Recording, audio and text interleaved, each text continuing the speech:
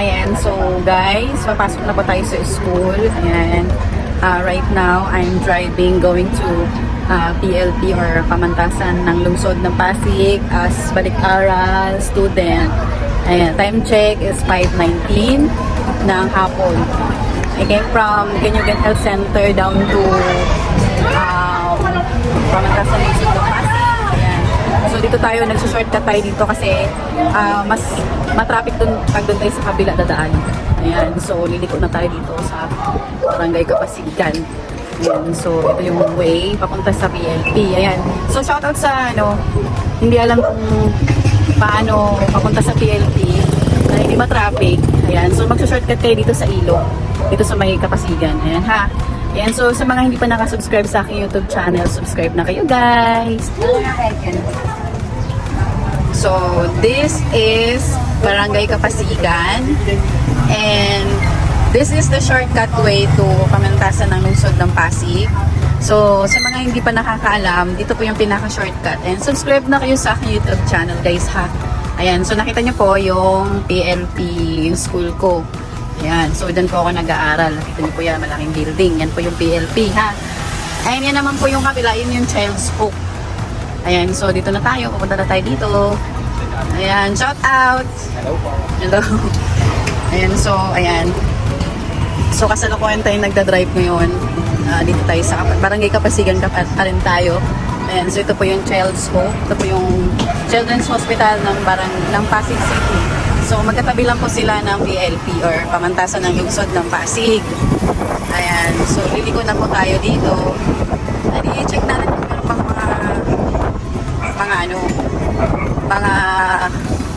ayan, so sasalubong tayo, ang bad natin. Stop muna tayo dahil sasalubong tayo dun sa mga papasok sa papuntang PLP. Ayan, so bilisan na natin. Ayan, kasi nagawa one way lang tayo guys. Which is bawal, dapat sa kabila tayo. Kasi ito lang yung pinaka mas mabilis na way papunta dito para hindi ka matraffic and hindi ka rin ma-delayed. Ayan, so yan na po yung PLP. Yan na po siya. Ayan ha. Ayan. So papasok na tayo sa PLP. Ayan, so dito po tayo sa entrance. Punta na tayo dito sa parking. Ayan mga estudyante. Ayan. Papasok na tayo. Hello, Kuya Guard. Ayan, so maghahanap tayo ng parking area. Charot. Dahil naka-e-bike lang tayo. So, puno siya as of at this moment. So, maghahanap tayo dito. Ayan, so dito tayo pa-parking. Ayan, so marami din pa nang nag-e-bike guys. Ayan. Ayan, so papasok na tayo sa pinaka-entrance ng PLP. Ayan. Ayan, dito na po siya. So marami po siyang sasakyan. Tutor ko kayo guys. Yan. Shout out dyan sa mga guard natin ng mga pogi. Hi. Ayan, napakaganda. So, ito na yung dito na ako nag-aaral sa Pamantasan ng Lungsod ng Pasig.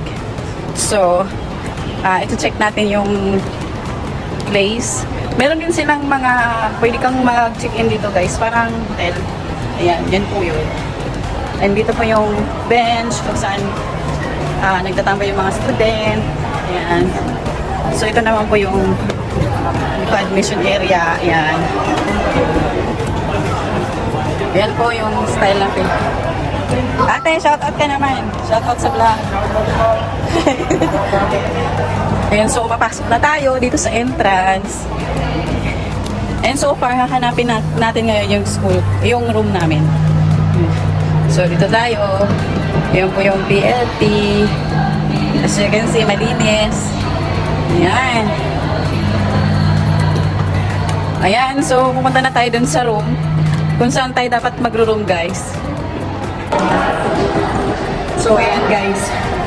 Sobrang dami ko ng hingal kasi sa 8th floor kami magkaklase.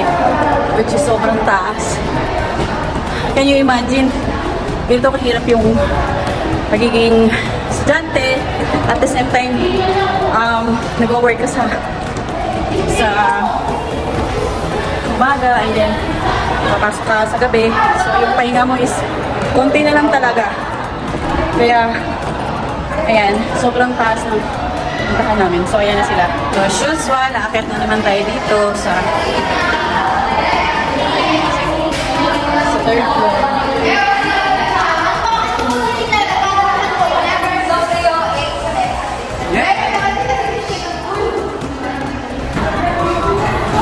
So, yan po yung child's home, guys. Nakita niyo po ba yan? Ayan. So, dito tayo sa 8th floor. So, makikita po natin ang buong view. And of course, ito naman yung pinaka-front ng ALP.